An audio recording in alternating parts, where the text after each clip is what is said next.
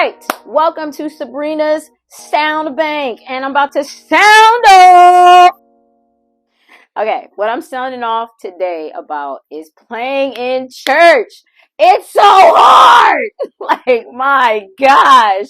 Listen, playing in church is one of the toughest things I have ever done, and that's how I learned to play, growing up playing in church. And when I say, my goodness, I would get kicked off so often, okay, when I was first learning how to play. They'd be like, oh, so-and-so's here. Bree, get up. Like, dang. Like, it can crush your ego. It can make you feel low, feel small.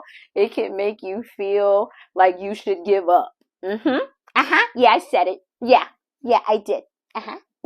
But on the flip, it is also a good pruning ground because the music in church has its roots in so many different styles of music that it was a good preparation and preparing ground for me to be able to learn almost any genre of music that is out there.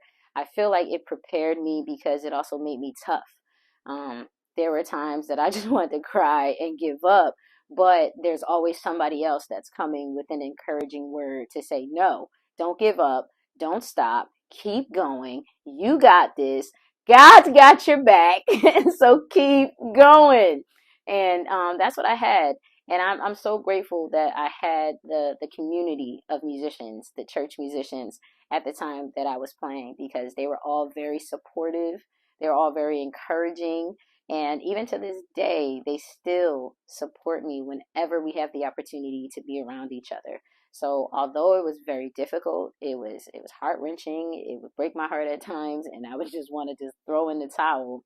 Growing up in church, growing and learning as a musician, playing in church is one of the best breeding grounds, pruning grounds that there are out there, in my opinion, because you're surrounded by great musicians that are always trying to get better.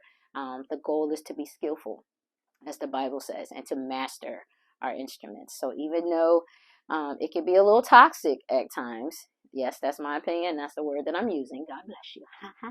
But from that toxicity can breed something very, very beautiful that can be a blessing to other people. And those of us who grew up in that can also learn to change that perspective on training and encouraging and uplifting younger musicians that are growing up, because church is like the only place where if you practice, okay, you came to practice and you practice 5 songs, but when service comes, there's going to be another 5 or 10 unexpected songs that you never went over that you're just expected to know, and you better be on point or somebody's going to let you know about it.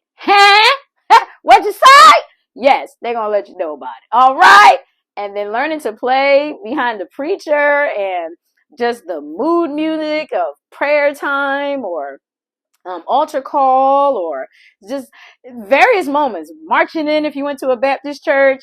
There are so many things that can happen in church that are random, that you just got to roll with it and go with it. And listen, it'll pay off. Okay. So it may be tough, but if you hang in there, the end result will be a huge blessing. And that's my sound off.